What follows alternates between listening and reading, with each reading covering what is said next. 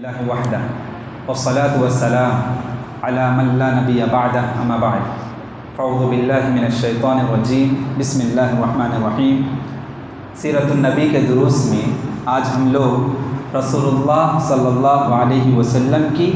ولادت اور نسب نامہ کے سلسلے میں وضاحت سمجھیں۔ نبی کریم صلی اللہ علیہ وسلم کی ولادت اور نسب نامہ مشہور یہ ہے کہ آپ صلی اللہ علیہ وسلم عام الفیل ہاتھی کے حملے والے سال، یعنی جب ابرہہ کے لشکر نے کعبۃ اللہ کو ڈھانے کا ارادہ کیا تھا، اس وقت جو آپ دیکھیں گے سورۃ الفیل جب پڑھیں گے، جب قرآن کی ہم تلاوت کرتے ہیں اور تفسیر پڑھتے ہیں تو سورۃ الفیل کی وضاحت میں آپ کو آئے گا کہ ابرہہ کا لشکر کعبہ کو ڈھانے آئے تھے وہ لوگ، اللہ سبحانہ و تعالیٰ نے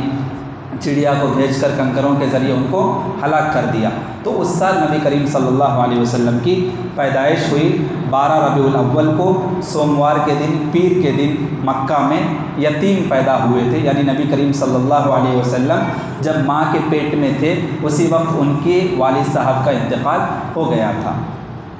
محمد صلی اللہ علیہ وسلم کا نسب نامہ یعنی خاندان کا جو سلسلہ ہوتا ہے نا، اس کو نسب نامہ کہتے ہیں۔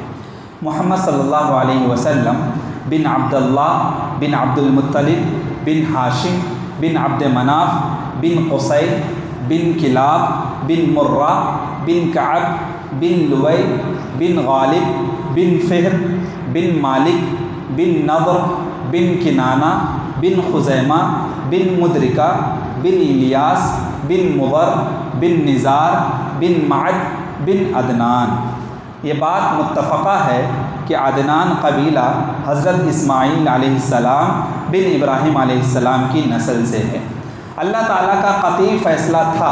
کہ آپ صلی اللہ علیہ وسلم کا حسب و نسب کے لحاظ سے تمام انسانوں سے اعلیٰ اور اقدس ہوں، پاک ہوں، اور اپنی قوم، قبیلہ اور خاندان کے لحاظ سے سب سے زیادہ بلند مرتبہ ہوں۔ اس کے بارے میں نبی کریم صلی اللہ علیہ وسلم خود فرماتے ہیں، صحیح مسلم شریف کی حدیث ہے، حدیث نمبر 2276، نبی کریم صلی اللہ علیہ وسلم نے فرمایا، اللہ تعالیٰ نے حضرت اسماعیل علیہ السلام کی اولاد سے کنانہ کو چنا،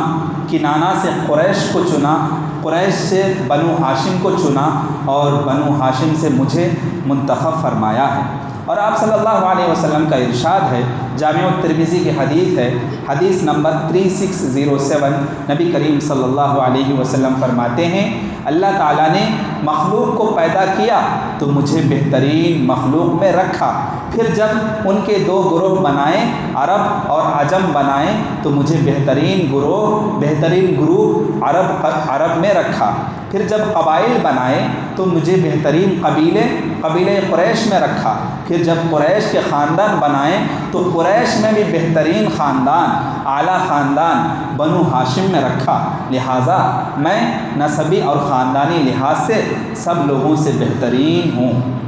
حضرت محمد صلی اللہ علیہ وسلم کا نام آپ کے دادا حضرت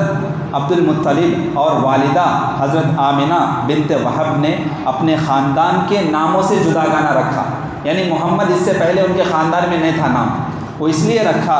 ان کی خواہش تھی کہ آسمانوں میں اللہ تعالیٰ آپ کی تعریف فرمائے۔ ان کی خواہش یہ تھی کہ محمد یعنی جس کی تعریف بہت زیادہ کی جاتی ہے، آپ دیکھیں گے دنیا میں واحد ایک نام ہے جس کی تعریف ہر جگہ ہوتی ہے، ہر قریے میں، ہر گاؤں میں، ہر جگہ آپ دیکھیں گے محمد کے نام کی تعریف ہوتی ہے اور سنی جاتی ہے، بولی جاتی ہے۔ تو ان کی ماں کی اور دادا کی خواہش یہ تھی کہ آسمانوں میں اللہ تعالیٰ آپ کی تعریف فرمائے اور زمین پر ساری مخلوق آپ صلی اللہ علیہ وسلم کی توصیف میں رطب اللسان رہے۔ یہ فتح الباری جلد نمبر 3 پیج نمبر 15 کی حدیث ہے۔ اب نبی کریم صلی اللہ علیہ وسلم کو اللہ سبحانہ و تعالیٰ اعلیٰ قبیلے میں، اعلیٰ خاندان میں، نسب و حسب کے لحاظ سے اعلیٰ خاندان میں کیوں سلیکٹ کیا، کیوں چنا، اس کی حکمت کیا ہے؟ تو عربوں کا مزاج ایک رواج تھا، ہر ایک قبیلہ، ہر ایک کنٹری کا ایک رواج ہوتا ہے، ایک کسٹم ہوتا ہے۔ تو اسی طریقے سے عرب کا ایک مزاج یہ تھا، وہاں کا ایک رواج تھا کہ وہ کسی آدمی کی بات نہیں سنتے تھے جب تک وہ آدمی اعلیٰ خاندان والا، جب کہ اس کے قبیلے کا کوئی اسٹیٹس نہ ہو، کوئی اعلیٰ درجہ نہ ہو، جب تک اس آدمی کی بات کی کوئی ویلیو نہیں ہوتی تھی۔ اس لیے اللہ سبحانہ و تعالیٰ نے جو اعلیٰ نسب ہو اس لیے بنایا تاکہ نبی کریم صلی اللہ علیہ وسلم کی بات سنی جائے۔ چھوٹے خاندان چھوٹے قبیلے والوں کی بات نہیں سنی جاتی تھی، عرب والے انہی کی بات سنتے تھے جن کا خاندان اعلیٰ ہو، جن کا قبیلہ سب سے گریٹ ہو، اسٹیٹس درجے میں زیادہ ہو۔ اس لیے اللہ سبحانہ و تعالیٰ نے حکمت کا تقاضا یہ ہوا کہ اس کے آخری نبی محمد صلی اللہ علیہ وسلم سب سے عالی نسب ہو، تاکہ دشمنان اسلام لوگوں کو دین اسلام سے روکنے کے لیے اس معاملے کو ہتھ کنڈا نہ بنا سکے، اور کسی کے دل میں یہ بات نہ آئے کہ نبی کریم صلی اللہ علیہ وسلم اپنے دعوی رسالت کے ذریعے سے اپنی معاشرتی حیثیت بلند کرنا چاہتے ہیں۔ ایک شک یہ بھی پیدا ہو سکتا تھا غیر مسلمین میں کہ یہ اپنے نبوت کا دعویٰ کر کے اپنے خاندان کو بڑھانا چاہتا ہے۔ اگر یہ شک پیدا ہو سکتا تھا، لوگوں میں غلط فہمی مس انڈرسٹینڈنگ ہو سکتی تھی، اس لیے اللہ سبحانہ و تعالیٰ نے حکمت کا تقاضا یہ رکھا کہ پہلے ہی ان لوگوں میں سب سے اعلیٰ خاندان، سب سے اعلیٰ درجے کا جو قبیلہ تھا اس میں سے چن لیا تاکہ یہ شک بھی باقی نہ رہے۔